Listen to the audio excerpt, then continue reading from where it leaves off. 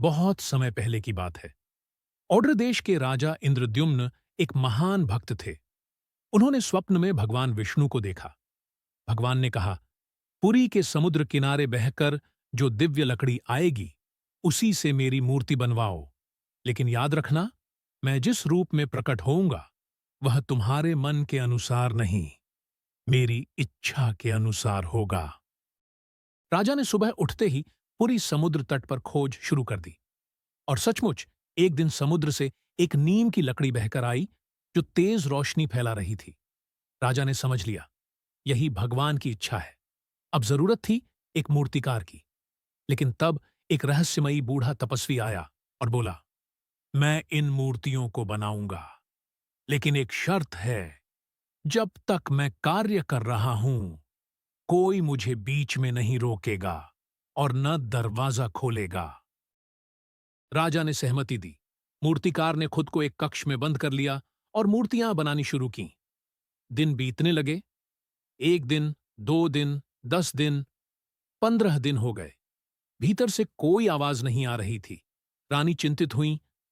शायद वो मूर्तिकार मर गया है, हमें दरवाजा खोलना चाहिए। राजा ने पहले मना किया, लेकिन अंत में मानव स्वभाव हार गया। उन्होंने दरवाजा खोल दिया और वहां जो देखा वो चमत्कार से कम नहीं था। 3 दिव्य मूर्तियां, भगवान जगन्नाथ, उनके भाई बलभद्र और बहन सुभद्रा। लेकिन उनके हाथ और पैर अधूरे थे। उनके शरीर बस कमर तक बने थे। चेहरों पर मुस्कान थी और बड़ी बड़ी आंखें चमक रही थीं। राजा पछताए, हे प्रभु, मैंने आपकी आज्ञा का उल्लंघन किया। तभी आकाश से एक दिव्य आवाज आई, राजा, मैंने तुम्हारे माध्यम से यही रूप धारण किया है। मेरी यह अधूरी मूर्ति अधूरी नहीं है, यह प्रेम और विश्वास का प्रतीक है।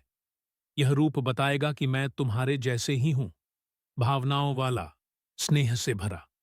संपूर्ण नहीं दिखता, पर मेरा प्रेम संपूर्ण है। राजा ने उस रूप को ही मंदिर में प्रतिष्ठित किया और तभी से जगन्नाथ जी की मूर्तियां वैसे ही रहती हैं, बिना हाथ पैरों के, पर सबसे ज्यादा निकट हमारे। यह कहानी हमें क्या सिखाती है? ईश्वर की पूर्णता हमारे नियमों से नहीं, प्रेम से मापी जाती है। कभी कभी अधूरा रूप सबसे पूर्ण अनुभव दे सकता है। सच्चा भक्ति वह है जो ईश्वर को जैसा है वैसा स्वीकार करे।